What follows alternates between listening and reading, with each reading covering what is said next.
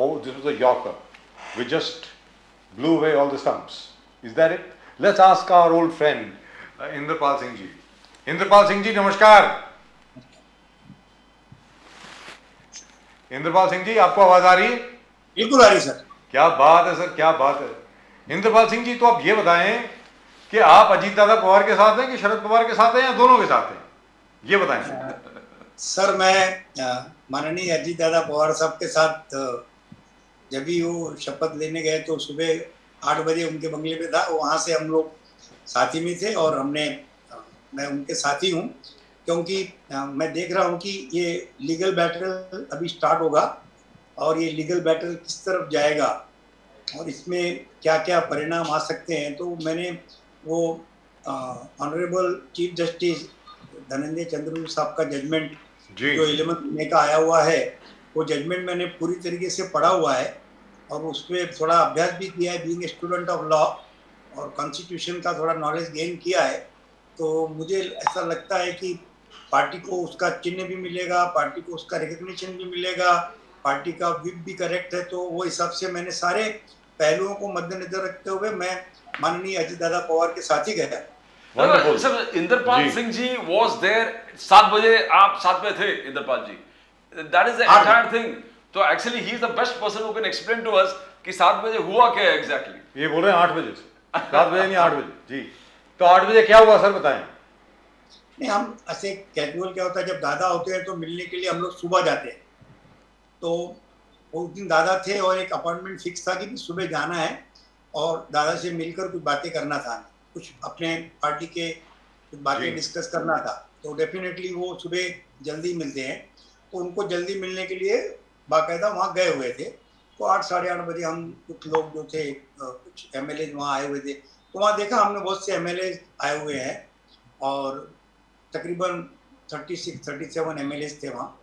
और थोड़ा सा कुछ हमें लगा कि यहाँ आज कुछ तो भी बदलाव है.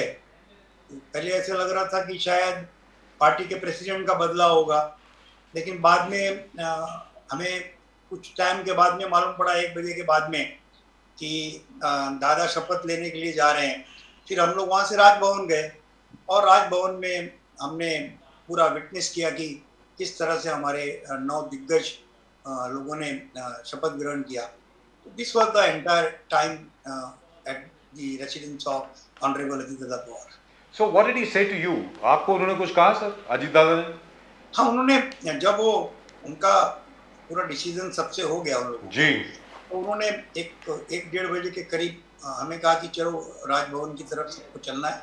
और हम सब राजभवन की तरफ निकले और 1:30 बजे हम राजभवन पहुंच गए थे जी. और उसके बाद में ये था कि अभी कहाँ तक सस्पेंस है पता नहीं था. तो मैंने कुछ कभी कहीं कुछ शेयर नहीं किया ना, मेरे फेसबुक पे भी उस समय का फोटोज नहीं डाला. और मैंने जब बाद में देखा कि ये तो अभी डीसीएम हो रहे हैं और जब अनाउंस हो गया वो कि गवर्नर साहब ने बोल दिया कि आप, और उन्होंने शपथ ले ली डीसीएम की, तब जाकर कंफर्म हो गया कि दादा डीसीएम हो गए और गवर्नमेंट के साथ है. ये एक हम लोगों को पुष्टि हो गई. तो आप इस निर्णय से खुश हैं सर कि आपको जरा डाउट है? हमारी पार्टी में सर पार्टी की बात नहीं कर रहा, आपके व्यक्तिगत की बात कर रहा हूँ. व्यक्तिगत तौर पे आप खुश हैं कि नहीं? व्यक्तिगत तौर पे मैं खुश हूँ कि मैं ये अजीत दादा ने जो निर्णय लिया इसमें मुझे खुशी है.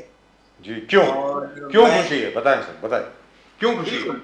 ना, थोड़ा सा मैं भी पार्टी में असंतुष्ट था जी, और मुझे भी लगता था कि मुझे भी कहीं प्रॉपर रिवार्ड नहीं किया जा रहा है, या मुझे भी उतना वो इम्पोर्टेंट तो चाहिए था. वो जो हमारे स्टेट प्रेसिडेंट है जयंत पाटिल साहब, उनकी कई नीतियों से और कई बातों से हम लोग संतुष्ट नहीं थे. और जैसे कि दादा भी उनसे संतुष्ट नहीं थे, हम भी संतुष्ट नहीं थे. और थोड़ा सा क्या होता है, हर पॉलिटिकल पार्टी में आपके ऊपर एक लेबल लगता है कि आप किस नेता से बिलोंग करते हैं जी. तो थोड़ा सा हमारे पे भी एक स्टैंप लगा हुआ था कि भाई ये बड़े साहब हैं, उसके बाद में दादा हैं, तटकरे साहब हैं, ये ग्रुप है इनका. तो कहीं ना कहीं हमारे साथ में बहुत इनजस्टिस होता था. हमको कुछ हरासमेंट भी किया गया, कुछ टॉर्चर भी हुआ हमको.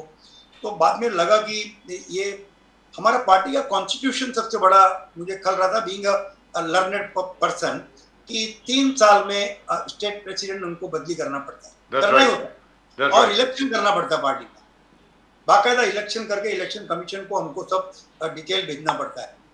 तो हमारे यहाँ 5 साल 1 महीना हो गया, कोई पार्टी इलेक्शन नहीं, और डायरेक्टली आप स्टेट प्रेसिडेंट को नॉमिनेट करते हो, अपॉइंट करते हो। It's a political party, you cannot appoint any person as a state president unless there is a proper election procedure। तो वो कहीं तो भी फॉलो नहीं हो रहा था, और अभी ऐसा लग रहा था कि पार्टी में डेमोक्रेटिक फैब्रिक कम हो गया है, एक आदमी प्रोलॉन्ग करते जा रहा है, और हमको लग रहा था कि अभी ये अनकॉन्स्टिट्यूशनल और इलीगल तरीके से प्रोलॉन्ग कर रहा है। तो हमने दादा को भी बताया कि दादा ये तो पार्टी में अभी जो कॉन्स्टिट्यूशन है, तो we are going against the constitution, there is no election in the party, we have to submit a report to the election commission and we have to conduct the proper election. तो कहीं तो भी ये सब नहीं हो रहा था, और हमें नया स्टेट प्रेसिडेंट भी नहीं मिल रहा था। तो मैक्सिमम लीडर्स जो हैं, जो 40 लोगों ने पिटीशन साइन किया है, और ये पिटीशन इलेक्शन कमिश्नर के सामने गया है, तो इसके अंदर 40 लोग, 40 एमएलए जो कि लोक प्रतिनिधि हैं, और मैं समझता हूँ बहुत सारे जिला अध्यक्ष, जब मैं भी एक जिला अध्यक्ष हूँ, तो ऐसे बहुत सारे जिला अध्यक्ष जो नाराज थे कि पार्टी में कुछ लोगों ने बड़े साहब को घेर रखा था, बड़े साहब को मिसलीडिंग स्टेटमेंट, ये मिसलीडिंग बातें दी जा रही थी। ठीक है, मेरा मिलना साहब से होता था, मैं साहब से मिलता था, मैं अपने तरीके से उनको जितना जहाँ जहाँ मुझे लगा, मैंने बड़े साहब से कई बार इस विषय में बात की है मैं, और मैं अक्सर उनसे मिलकर बात भी करता था। लेकिन कहीं ना कहीं हमें ऐसा लगा कि पार्टी में जब अगर एमएलए ही खुश नहीं है, पार्टी में जिला अध्यक्ष जो ऑर्गेनाइजेशन चलाते हैं वही खुश नहीं है, और पार्टी कहीं तो भी अभी अनकॉन्स्टिट्यूशनल और इंद्रपाल जी ये जो एक्सप्लेन कर रहे थे आप, आपका कहना यह है कि same thing what Ajit Pawar ji saying, ये पूरे हर चीज was being done to suppress mister Ajit Pawar. ही से जिस प्रकार से अजित पवार जी ने 2004 से लेके 2000 आज तक 2023 तक जिस प्रकार से एक एक वर्णन दिया, जहां उनको सप्रेस किया गया, जहां उनको आगे बढ़ने नहीं दिया, you are pointing to the same fact that Jayant Patil was being promoted unconstitutionally to see that Ajit Pawar was suppressed। 2004 में मंत्री बनने वाला था, मुख्यमंत्री बनना था, नहीं बनाया, डेप्यूटी चीफ मिनिस्टर बना दिया। उसके बाद 2017 से लेके जो एपिसोड अजित पवार जी ने बोला, 2019 से जो एपिसोड अजित पवार जी ने कंटिन्यूसली उनको सप्रेस किया जा रहा था। This is what you are trying to show, this is what you are trying to tell. Yes Pradeep ji, absolutely true, उन्होंने बोला भी है, और ये सत्य भी है कि दादा की भी एक 50 क्रॉस करने के बाद में दादा का भी एक मैच्योरिटी लेवल बहुत बड़ा आ गया है, और अभी कहीं ना कहीं उनको जो चीफ मिनिस्टर बनने की फायर है उनके अंदर, और इस महाराष्ट्र को नंबर 1 पे लाने की एक जो फायर है अजीत दादा पवार साहब के अंदर, वो कहीं ना कहीं तो उस स्पार्क को कितना दबाएंगे आप, और कब तक दबाएंगे आप। और वो लोग दबा रहे हैं जो साहब को मिसलीड कर रहे हैं, जो पार्टी में कॉन्स्टिट्यूशन को मान नहीं रहे हैं, जो पार्टी में इलेक्शन नहीं करवा रहे हैं। और दादा ने इसीलिए अपने भाषण में कहा था, जब भी हमने सन्मुखानंद में प्रोग्राम लिया, तब कहा था कि जयंत पाटिल जी को 5 साल 1 महीना हो गया है। ये you have to read between the line कि 5 साल 1 महीना, और उन्होंने सभी स्टेट प्रेसिडेंट जो हुए उनका कार्यकाल गिनाया, तो उनका पीरियड गिनाया, तो उनका पीरियड कितना था, 3 इयर्स का था। भुजबल साहब का तो बहुत रहा है, बाद में भुजबल साहब के बाद में अरुण गुजराती बने, आर पाटिल बने, मधुकर पिक्चर बने, भास्कर जाधव बने, बबन राव पाचपुते बने, बाद में फिर उसके बाद में आर पाटिल साहब बने, फिर उसके बाद में अभी तटकरे साहब बने, तटकरे साहब के बाद में अभी जयंत पाटिल साहब बने। तो इतने प्रेसिडेंट लोग ने अपना कार्यकाल कॉन्स्टिट्यूशनली और लीगल तरीके से किया, और इलेक्शन भी करवाए पार्टी में। तो मेरा तो यहाँ तक कहना है कि पार्टी में अगर इलेक्शन ही नहीं हुआ, जो कि इलेक्शन कमीशन का गाइडलाइन है, अगर पार्टी में इलेक्शन नहीं हुआ है तो पार्टी का कोई भी प्रेसिडेंट अगर जो पोस्ट ऑक्युपाई कर रहा है वो पोस्ट अनकॉन्स्टिट्यूशनल है, वो पोस्ट इलीगल है। तो मैं तो ये मानता हूं कि स्टेट प्रेसिडेंट जो 3 साल के बाद पोस्ट होल्ड कर रहे थे, जी। That post was unconstitutional and that post was illegal. इसीलिए हमें शक भी होता है कि वेदर फिर वो नेशनल लेवल पे भी क्या इलेक्शन नहीं हुए थे क्या। तो अजीत हमारे दादा यहाँ साहब, तो इंद्रपाल जी, मैंने पहली बार लाइफ में, पहली बार मैंने अजीत दादा पवार साहब को इतना इमोशनल देखा है। आज तक मैंने कभी नहीं देखा उनको इस प्रकार और इस तरीके से बोलते हुए। दोनों प्रदीप जी और मैं डिस्कस कर रहे थे कि अजीत दादा पवार को ऐसे बोलते हुए कभी देखा ही नहीं। मतलब he has been very hurt. इसका मतलब ये हुआ अंदर से बहुत चोट खाई है उन्होंने, क्योंकि इतने सालों का जो गुस्सा है, इतने सालों की जो हर्ट है, वो बाहर निकाली उन्होंने। और एक टाइम पे तो उनकी आंख से भी आंसू आ गए थे, अगर आप देखें तो। इंद्रपाल मैं सिंह सेकंड रूम में बैठा था, आगे जी। एकदम आगे बैठा था, मैं वीआईपी में सेकंड रूम में बैठा था जी। और मैं बहुत करीब से दादा को देख रहा था, उनके इमोशन को रीड कर रहा था। तो मुझे लगा अगर इस पृथ्वी के ऊपर इतने बड़े आदमी के ऊपर इतने अत्याचार हो सकते हैं और उसको इतना दबाया जा सकता है और उसको काम करने से रोका जा सकता है, तो हम लोग तो बहुत छोटे से व्यक्ति हैं। तो उस दिन मुझे बहुत फील हो गया। But why, Indrapal ji, why? Because you know both Sharad Pawar ji and Ajit Dada Pawar. ऐसा तो नहीं कि शरद पवार जी नहीं जानते थे कि अजीत दादा पवार की क्या कंट्रीब्यूशन है, किस प्रकार संगठनात्मक तरीके से, किस प्रकार एक एक तरीके से उन्होंने पार्टी को बढ़ाया है, पार्टी को ताकतवर किया, हर जगह पे पार्टी को बढ़ाया महाराष्ट्र में, और पार्टी के अच्छे के लिए ही सोचा हमेशा। तो ये तो नहीं कह सकते कि शरद पवार जी को ये मालूम नहीं था। तो फिर ऐसा क्यों, वाई? यही मेरा कहना है कि जैसे बजाज साहब आप एकदम परफेक्ट कह रहे हैं कि अजीत दादा का कैलिबर और उनकी प्रतिभा बड़े साहब को पता थी, बड़े साहब को पूरी जानकारी थी कि अजीत पवार साहब में क्या टैलेंट और स्किल, एफिशिएंसी, कैपेसिटी क्या क्या है। He is a good administrator, he is a good leader और उनका फॉलोअर भी बहुत ज़्यादा है। लेकिन पार्टी में जैसे भुजबल साहब ने उस दिन भाषण में कहा कि उनके इर्द गिर्द जो 2 नेता ऐसे थे जिन्होंने इतना ज्यादा मिसलीड कर दिया था उनको। कौन 2 नेता सर? कौन? तो दोनों नेताओं के नाम तो जग जाहिर हो गए, जयंत पाटिल साहब और जितेंद्र आव्हाड साहब का नाम जग जाहिर हो गया दोनों का। और दोनों नेताओं के ऊपर सबने भाषण किया और सबने कहा उनको। तो अब ये है कि अब तो पार्टी में खुलेआम एक तरफ हो गए हम। आज मुझे बोलने में भी कोई प्रॉब्लम नहीं है कि आपने मिसलीड करके जो एक परिवार के बीच में दरार डालने में वो सफल रहे। मुझे दुख होता है कि वो सर, महाभारत में एक शकुनी मामा था, एक, यहाँ तो 2 हैं। यहाँ 2 है। लेकिन मुझे अभी भी समझ में नहीं आ रहा, वेरी फ्रैंकली स्पीकिंग, क्योंकि इसके पहले भी अगर आपको याद होगा तो 51, प्रफुल्ल पटेल साहब ने बोला है, 51 लोगों ने चिट्ठी साइन करके शरद पवार साहब को दी थी कि भाई हमें सरकार में चले जाना चाहिए, ये हम लोग क्या कर रहे हैं यहाँ पे, क्योंकि और वहां पर शरद पवार जी ने ये जवाब दिया। प्रफुल्ल पटेल साहब ये कहते हैं और पब्लिक में कह रहे हैं, जो प्राइवेट में उन्होंने कहा वो मैं उसकी बात नहीं कर रहा हूं, पब्लिक में कहा, रिकॉर्डिंग है उसकी, सबके सामने कहा, आप भी वहीं थे कि भाई शरद पवार जी ने भी यही कहा कि ये बात बिल्कुल ठीक है कि 2024 में भी नरेंद्र मोदी ही चुनकर आएंगे एज प्राइम मिनिस्टर। तो उसके बाद तकलीफ क्या हो गई, मुझे ये समझ में नहीं आया, ये सब करने की क्या जरूरत पड़ गई? क्या आपके मुताबिक, मैं बड़ा पर्सनल सवाल पूछ रहा हूं सर आपसे, बहुत पर्सनल सवाल है, क्या अजीत दादा पवार ने जो कहा, क्योंकि मैं तुम्हारा खुद का बेटा नहीं हूं इसलिए मेरे साथ ये हो रहा है, इंद्रपाल जी? उन्होंने ये कहा और ये भी उन्होंने कहा कि मैंने अगर किसी माँ के कोख से जन्म नहीं लिया तो इसमें दोष मेरा नहीं है, ये अजीत दादा पवार ने कहा जी। लेकिन मुझे थोड़ा सा लगता है कि अजीत दादा पवार जी बहुत भावुक हो गए थे, क्योंकि वो कितना भी हो जाए वो कभी बड़े साहब के इतना खिलाफ नहीं बोल सकते या बड़े साहब के बारे में इतना खुला नहीं बोल सकते।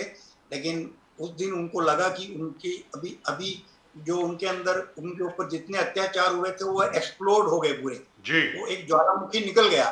फिर ज्वालामुखी निकलते वक्त जो उनसे निकला तो उन्होंने वो सब बोला कि जो है जितना उनको लग रहा था उस समय उचित, अभी जिस समय जिस पे अत्याचार होता है, जिस आदमी को ह्यूमिलेट किया जाता है, जिस आदमी को प्रतिभा होते हुए भी दबाया जाता है, जिस आदमी को लगता है कि मैं ये सीएम बन सकता था, ये भी मौका आ रहा है, अब भी बन सकता था, तब भी बन सकता था, लेकिन जब जब उसको रोका जाता है और उसको शांत किया जाता है और कई जगहों पे उसको कंप्रोमाइज करने पे लगाया जाता है, और जब अपनों को छोड़कर आपके बीच में कोई तीसरा आता है, जब भी पति पत्नी के बीच में भी कोई तीसरा आता है और जब वो तीसरे की बात सुनी जाती है तो पति पत्नी के बीच में भी दरार पैदा हो जाती है। तो ये भी एक परिवार था, ये परिवार है और रहेगा। बड़े साहब, अजीत दादा, सुप्रिया ताई, ये एक परिवार है। मैं नहीं समझता ये जिंदगी में कभी अलग होंगे। अभी अगर रक्षाबंधन आएगा तो अजीत दादा सुप्रिया ताई के पास जाएंगे और राखी भी बनवाएंगे और उनका आशीर्वाद भी लेंगे। छोटी बहन है, प्यार भी करेंगे और उतना ही भावुक वो दादा के साथ। इंद्रपाल जी, where was the final, जो final nail in the coffin was when Sharad Pawar, what do you think, शरद पवार जी जब सुप्रिया सुले जी को राष्ट्रीय अध्यक्ष बना दिया और उनको फिर महाराष्ट्र का भी इंचार्ज बना दिया कि you are also going to be the head of Maharashtra politics, Supriya Sule ji को, there I think it was absolutely evident that Sharad Pawar ji is cutting Ajit Pawar ji to size, and then I think the media did ask him about this, and the most hurting thing that Bajaj साहब हम लोग discuss करते रहते कि आपके ही कार्यकारिणी में अजित पवार जी request कर रहा है कि मुझे कोई पद दो संगठन में मुझे कोई पद दो। That is the most embarrassing moment for Pawar family and for Ajit Pawar कि उनको संगठन में एक पद के लिए पूरे सभा के सामने भीख मांगना पड़ रहा है। That is what we saw. Indrapal ji, how did you see it? आप भी तो शायद वो पूरे चीज को ऑब्जर्व किया होगा वहीं पर। प्रदीप जी, बिल्कुल कितना सही ऑब्जर्वेशन है आपका कि उनपे किस तरह से उनका वो भाषण बता रहा था। एक एक लाइन के कई अर्थ निकल रहे थे। जब वो बोल रहे थे कि मैं विरोधी पक्ष के नेता से मुझे मुक्त करो, तो वो कितनी बड़ी बात बोल रहे थे। और जब वो बोल रहे थे कि मैं संगठन में काम करना चाहता हूँ और मुझे संगठन में कोई भी पद दे दे, तो ये बिल्कुल आपने कहा कि इतने ओपनली पब्लिकली एक परिवार के खास आदमी को जो प्रतिभाशाली है वो अगर बोल रहा है बार बार आपको, तो कहीं तो भी अपना दिल बड़ा करके उसको सुनना जरूर चाहिए था और उनकी बातों को अमल जरूर करना चाहिए था। मुझे लगता है कि आज मैं यहाँ आपके सामने, क्योंकि हमारे लिए पवार साहब आदरणीय रहेंगे, हम उनको देवत्व कहते हैं अपना, कि वो हमारे राजनीतिक गुरु भी है, चाणक्य भी है, भगवान भी है, हमारी पहचान उनकी बदौलत है। तो वो एहसान हम वो भूल नहीं सकते, वो ऋण चुका नहीं सकते। लेकिन कहीं तो भी ऐसा लगता है कि साहब ने डिसीजन जो साहब लेते हैं बहुत फास्ट, और जिस बात के लिए शरद पवार साहब को जाना जाता है, मुझे लगता है कि पवार साहब कहीं तो चूक गए और फिर से वो जो एक शब्द यूज किया है भुजबल साहब ने और कई नेताओं ने, उस दिन धनंजय मुंडे साहब ने बेवड़े ऐसा कुछ तो भी यूज किया है वर्ड मराठी का, बड़वे साहेबान सर्व गोंधल गेड़ा है, ऐसा मतलब कि उनके साथ में जो लोग थे, जैसे भगवान के पास पुजारी होता है ना, तो वही सब कुछ भगवान तक पहुंचाता है। तो वो पुजारी ही सही नहीं थे, तो जो पुजारी नहीं सही थे तो बार बार बताया गया कि पुजारी नहीं थे, दलाल थे, कहने का मतलब ये हुआ। हाँ, तो भगवान को हमने कई बार समझाने की कोशिश की कि ये सही नहीं है, और ओपनली दादा ने इतना कहा, उस समय भी उनकी भावनाओं को नहीं समझा गया। तो जिस शरद पवार साहब को मोदी साहब ने कहा है कि वो मौसम देख के बता सकते हैं कि कब बरसात होगी या कब तूफान आएगा, इस समय वो मौसम जरा देखना भूल गए या चूक गए, या उन्होंने बराबर से मौसम देखा नहीं। इंद्रपाल जी, मुझे तो ताज्जुब इस बात का हो रहा है कि हमारे बड़े अच्छे मित्र छगन भुजबल साहब, हमारे बड़े मोस्ट रिस्पेक्टेड आदरणीय दिलीप वलसे पाटिल साहब, दिलीप वलसे पाटिल साहब ने छोड़ दिया शरद पवार जी को, वो भी मजबूरन आ गए इस तरफ, अजीत दादा पवार की तरफ। तो इसका मतलब कुछ बहुत ही ज्यादा बहुत बड़ी बात हुई है वहां पे। कहने का मतलब ये हुआ। अब खुल के बताओ ना क्या हुआ है इंद्रपाल सिंह जी, अंदर क्या हुआ है? बस दिलीप वलसे पाटिल साहब का आना कोई छोटी बात नहीं है सर। अजीत दादा पवार तो चलो ठीक है, सामने है, वो भी जो उनके अंदर है वो बाहर है, अपनी मतलब कभी अपने आप को रोकते नहीं है, is not a very how shall I put it, neither a very polite person nor a very restrained person. As far as Mr. Ajit Dada Pawar is concerned, he is very frank. जो मन में है वही जबान पे है. लेकिन Dilip Walse Patil, my God, secretary हुआ करते थे पवार साहब के.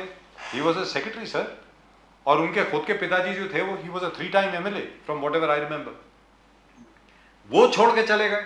मतलब ये क्या बात हुई, ये जरा बताएं सर इंद्रपाल सिंह जी. मतलब पार्टी के अंदर क्या चल रहा है, क्या हुआ है? राजीव जी, ये देखिए, जब इतने बड़े बड़े दिग्गज जिनका अपना एक, उनको पार्टी की भी शायद सिंबल और इसकी भी जरूरत नहीं, खुद जीत के आते हैं, मतलब उनको कोई हरा नहीं सकता. अपने इलाके में इतना काम किया उन लोगों ने. करेक्ट. और दिलीप वलसे पाटिल की लॉयल्टी आपने बताई, जैसे कि उनके पिताजी की लॉयल्टी, इनकी लॉयल्टी पवार साहब से कैसी रही है, कितने लॉयल लोग छोड़कर आए हैं. तो जब इतने लॉयल लोग छोड़कर आते हैं तो कहीं तो भी एक बार अगर सुप्रीम कोर्ट में कोई फैसला जाता है 7 बेंच के सामने और 5 जजेस बोलते हैं कि ये फैसला होना चाहिए, तो वही फैसला होता है जी. वो 2 जजेस को नहीं सुना जाता. तो यहाँ भी मुझे लगता है वो 2 जजेस को नहीं सुनना चाहिए था, और ये 5 जजेस जो बोल रहे थे वो बात को सुनना चाहिए था. और ये 5 लोगों के ऊपर अन्याय हो रहा था. दिलीप वलसे पाटिल साहब को नेगलेक्ट किया जा रहा था, छगन भुजबल साहब को नेगलेक्ट किया जा रहा था. तो एक ओबीसी के इतने बड़े नेता हैं, भुजबल साहब का अपना एक मकाम है, और भुजबल साहब आर्म स्ट्रॉन्ग जैसे उनका है वैसे स्ट्रॉन्ग है वो. आप कितने लोगों को पवार साहब से दूर करेंगे जी. आप नजदीक आ गए तो आप चाहते नहीं कि लोग दूर हों, लोग नजदीक आए और अपनी बात कह सके. तो बहुत बड़ा पार्टी के अंदर 8 महीने से बहुत ज्यादा नाराजगी थी. और पिछले 1.5 साल से सब लोग कह रहे थे स्टेट प्रेसिडेंट चेंज करो, और 1.5 साल से दिग्गज नेता कह रहे हैं कि आप प्रेसिडेंट चेंज करो. दिग्गज नेता कह रहे हैं कि आप पार्टी में डेमोक्रेसी लाओ, पार्टी में बाकी लीडर्स को भी प्रोमिनेंस दो, जो उनकी पहचान है वो काम हो. और सबसे बड़ा मैं तो ये कहूँगा कि ये निर्णय इसलिए लिया गया है कि ये निर्णय के पीछे 2 बहुत बड़ी बातें हैं. एक तो हमारे सबके सामने अजीत दादा ने उस दिन भी अपने जब भाषण कंक्लूड किया तो कहा कि अभी 2024 में मोदी साहब के सिवा कोई चेहरा नहीं. करेक्ट. दूसरा उन्होंने कहा कि मोदी साहब का कोई पर्याय नहीं जी. अब जब मुझे मालूम है आगे अंधेरा है तो मैं चट्टान से क्यों कूदूं. ये एक सही बात होती है कि मैं जा रहा हूँ, रोड नहीं है, पूरा सामने पता नहीं चल रहा अंधेरे में क्या है, मैं गिर जाऊंगा कहीं भी जाके क्योंकि अंधेरा है सामने. तो आंखों देखे मक्खी नहीं निकल सकती. सबसे बड़ी बात है कि दूध में मक्खी गिर गई फिर भी दूध पिए जा रहे हैं, ऐसा होता ही नहीं. तो इंद्रपाल जी, ये बात तो बिल्कुल ठीक है, दुरुस्त बात है. अब तो ये हो गया, लेकिन अब जो सवाल आता है, now let's talk about brass tacks. Indrapal ji, I know you are also very emotional.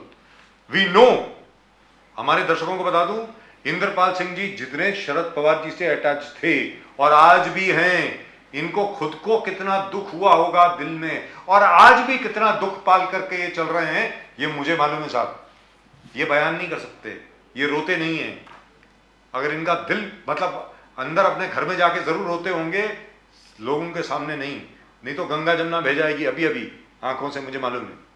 लेकिन सर, अब तो ये बताएं, देवेंद्र फडणवीस और एकनाथ शिंदे, इनके साथ अजीत दादा काम कैसे करेंगे?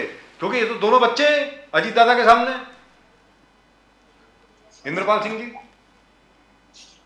जी, मुझे आज कुछ एक चित्र ऐसा लग रहा है कि जैसे हमारे स्पीकर साहब ने नोटिस इशू की है डिस्क्वालिफिकेशन की. जी, आज किया.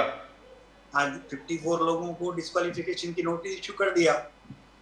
और हम जो यहाँ आए हैं तो हमने सुप्रीम कोर्ट के जजमेंट की एक लाइन 10 बार पढ़ी है जी, और 10 बार उसको समझने की कोशिश की है कि हम जा रहे हैं तो उसके परिणाम क्या होंगे और हमारा भविष्य क्या है. ये सुप्रीम कोर्ट के पन्नों में पहले ही लिख दिया गया है. वो justice honourable chief justice DY Chandrachud साहब ने जो जजमेंट, जो उनके 5 बेंच का जजमेंट है, हमने पढ़ लिया कि विप क्या होता है.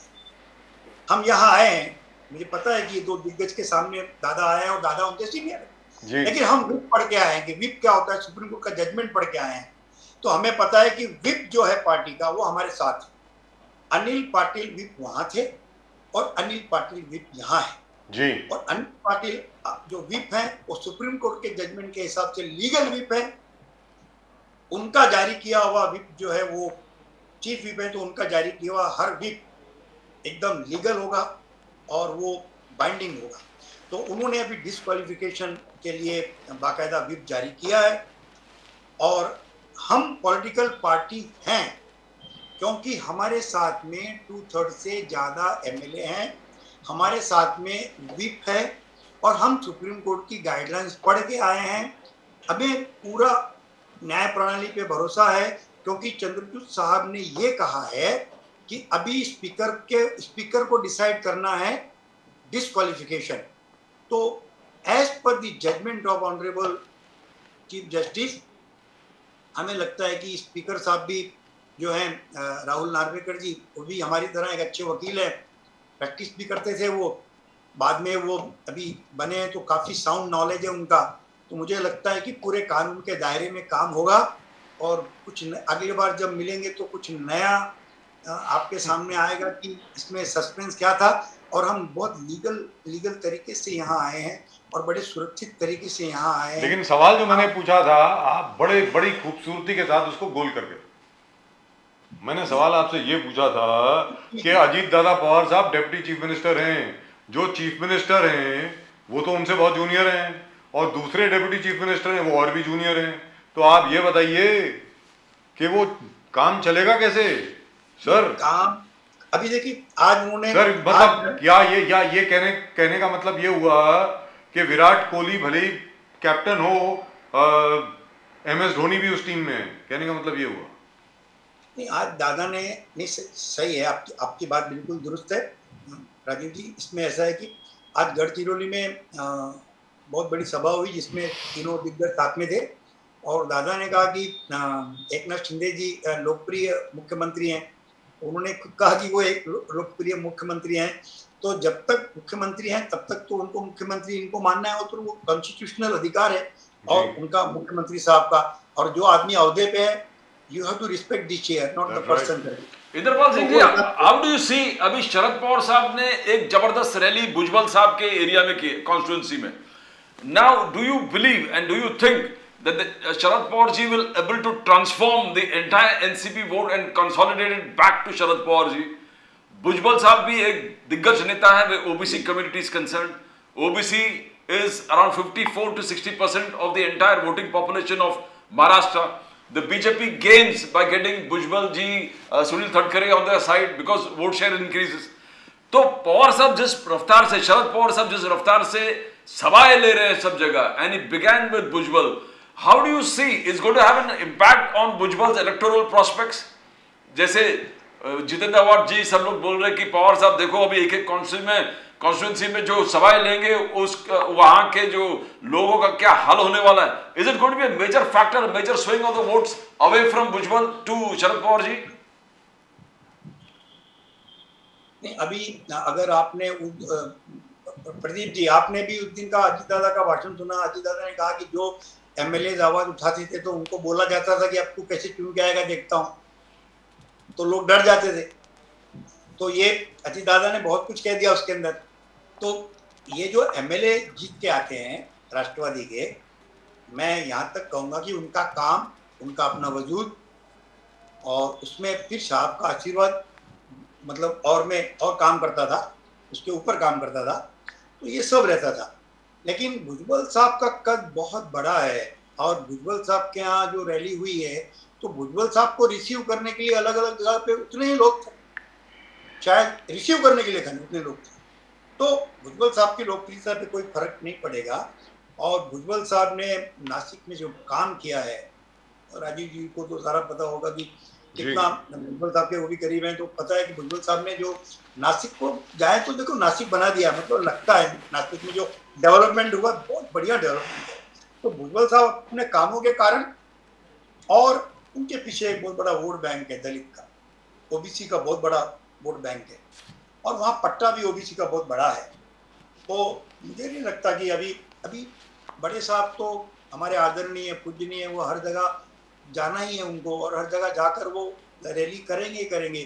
तो अजीत दादा ने ये भी कहा है कि अगर वो जहाँ जहाँ रैली करेंगे फिर या सभाएं करेंगे, मजबूरी में फिर मुझे भी वहाँ वहाँ जाना पड़ेगा। तो अभी देखेंगे ये दोनों कितना फर्क पड़ता है। मुझे नहीं लगता है कि बहुत ज़्यादा फर्क सभाओं से होता है। कोई भी सभा लेने से जीतता नहीं है कैंडिडेट। कैंडिडेट अपनी बदौलत, अपने नाम की बदौलत और अपने कामों की बदौलत कैंडिडेट जीतता है। कैंडिडेट सभाओं पे जीतता तो मेरे इलाके में बहुत पहले 2014 में प्रकाश तुर्वे जो आमदार हैं अभी जी, चिंदे गुट से हैं अभी वो, तो उनकी सभा लेने के लिए आदरणीय साहब आए थे और वहाँ भी सभा हुई। तो लोग थे काफी, लेकिन रिजल्ट हुआ कि 2014 के अंदर वो हार गए थे उसमें। ऐसा तो आपको लगता है सर चलते चलते 2014 के पहले के इलेक्शन, 2014 में जीत के आए, उसके पहले 2009 में 2009 जी, 2009 में 2009 की बात, जी जी हाँ साहब आए थे और मैं भी बैठा था उसी बेंच में, उसी लाइन में उनके साथ में डायस पे, और वो इलेक्शन हम हार गए थे।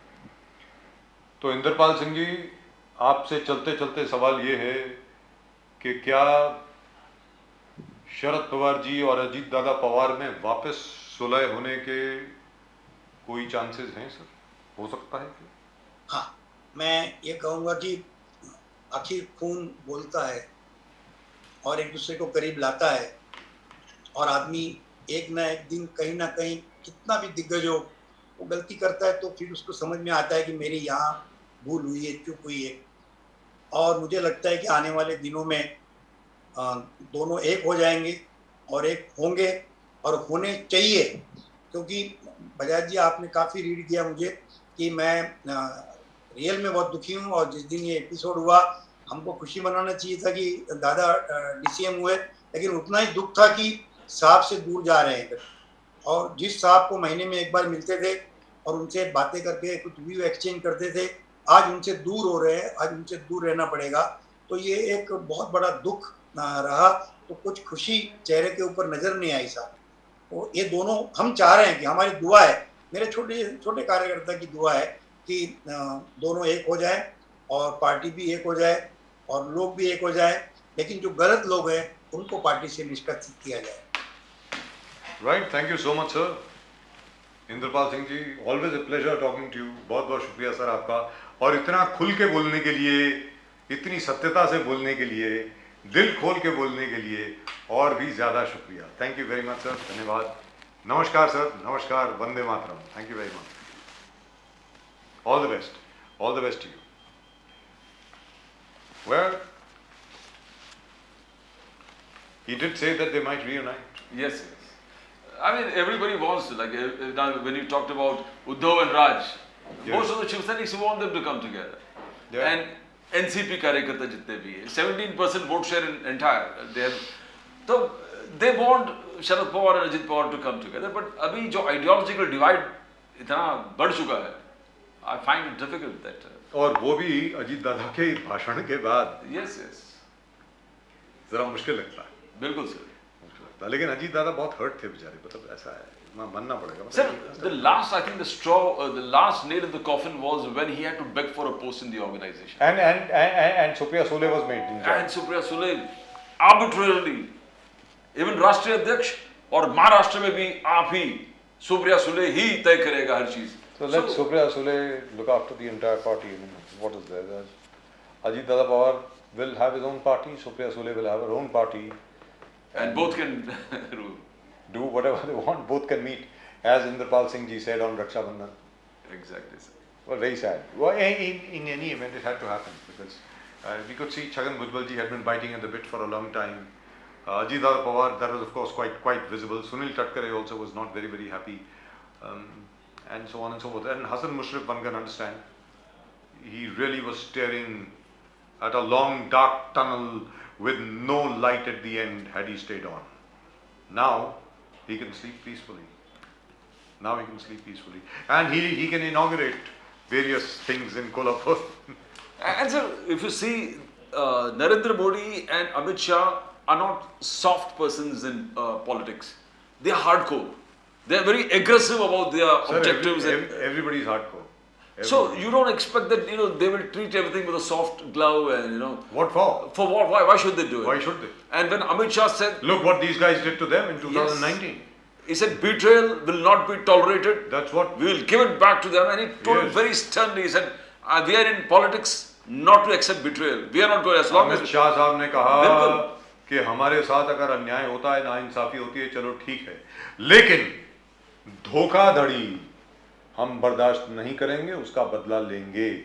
और बदला लिया अमित शाह साहब ने। आज की तारीख में शरद पवार साहब के पास अपनी पार्टी नहीं है, याद रख लीजिए। उद्धव ठाकरे साहब के पास अपनी पार्टी नहीं है। भले ही जितना मर्जी कह लीजिए कि लोग हमारे साथ हैं, वगैरह, वो सब कुछ साबित होगा जब चुनाव होंगे। उसके पहले तो आपकी तो पार्टी चली गई ना, दोनों की पार्टी चली गई। प्रदीप जी देखिए, Exactly. उद्धव ठाकरे हों बिल्कुल। या शरद पवार जी हों, the only party which is intact right now is the Congress party because they are not concerned. आपने देखा भी होगा कि जब वो MBA भी बनी थी, it took the Congress a long time to decide कि भाई करना है कि नहीं करना है। अच्छा भाई ठीक है, बोलते हो तो कर लो, क्या है देख लेते हैं। As Ashok Chavan ji said just the other day, अरे भाई कभी हम लोग सत्ता पक्ष में हैं, कभी विपक्ष में हैं, क्या फर्क पड़ता है, दोबारा आ जाएंगे सत्ता में, कौन सी बड़ी बात हो गई, अभी विपक्ष में बैठेंगे, क्या फर्क पड़ता है। Anyway, we've got some comments और मैं अपने दर्शकों को चाहूँगा कि आप जरा comments भेजें। It's always a pleasure reading your comments. आप जरा अपने comments भेजें and do subscribe to our channel. आपको जो भी लिखना हो, जो भी करना हो, आप ज़रूर please भेजें and we'd like to read them out. Let's take a look at some of the comments which have come in. This has to do with, I think, our friend Mr. Kishore Tiwari. I don't agree with you. Shinde is a long time interested ally. From a long-term perspective, it was necessary to break the back of the Dinesh-run business parties. Pawar and Thackeray have been shown their place. Right? Wonderful. This is Mr. Dilip Save. Dilip Save, 428 or 426. Clan City, Taloja buyers in distress. Why RERA giving extension? We are not getting project. EMI paying common people are stuck. Now this, by the way, is a major problem, Pradeep ji, and we must take it up again. We must absolutely take it up again. Thank you very much for sending this comment, and we will take this up because even in RERA, builders are getting relief. The flat buyers are not. Yes, Sharad Pawar always betrayed people in his self-interest. Uddhav Thackeray was also influenced by Pawar to betray the voters who voted for BJP and not for Shiv Sena. Right. Madhukar ji ये लिखते हैं, and this, by the way, is the opinion of most of the people who are with the BJP. Bharatiya Janata party के साथ जितने भी लोग रहे हैं प्रदीप जी, उनका हमेशा यही व्यू रहा है, यही विचार रहा है कि नरेंद्र मोदी जी की तस्वीर पर आप लोग जीत कर आए। इफ यू नोटिस, जितने भी उद्धव ठाकरे सेना के प्रवक्ता यहाँ पर आते हैं या MP यहाँ पर आते हैं, वो हमेशा 2014 के चुनाव के बारे में बात करते हैं, 2019 के बारे में नहीं करते, क्योंकि 2014 में शिवसेना और बीजेपी अलग लड़ी थी विधानसभा, 2019 में इकट्ठे लड़े थे। But let's see what happens. At the moment, of course, mister Devendra Fadnavis is effectively in the driver's seat. Let's be very clear. And he's a de facto chief minister. He is the chief minister. There's no doubt about it. आज की तारीख में he has the maximum number of MLAs with him. He has the center with him. He has just been told keep the balance, and that's what he's doing. And by the way, he has done it very well so far with Eknath Shinde. Let's see what happens when Ajit Dada Pawar actually starts working. एक बार portfolios की division हो जाती है, distribution हो जाती है, उसके बाद क्या होता है प्रदीप जी, तब जाकर के मालूम पड़ेगा कि असल में ये लोग कितने पानी में हैं, and how much of a balancing act can mister Devendra Fadnavis do. Right, that's just about it. हाँ, ये भी आपको बता दें कि नोटिस भी चला गया है, वो जो 16 MLA जो हैं उनको भी गया है, बाकी सबको भी गया है कि भाई why you should not be dismissed और disqualified. Let's see what happens. we are in for very very interesting times. मैं उम्मीद करता हूँ कि ये संडे ज़रा शांति रहेगी। वो पिछले संडे तो बम फूट गया था कि अजीत दादा पवार साहब इस तरफ आ गए। I hope there'll be nothing like that this Sunday, but one never knows. In politics, anything and everything is possible. That's just about it from both Pradeep ji and myself. आप सब लोगों को नमस्कार, जय हिंद, जय महाराष्ट्र, जय भवानी, जय शिवाजी। देखते रहें नेशन नाउ। वंदे मातरम। वंदे मातरम।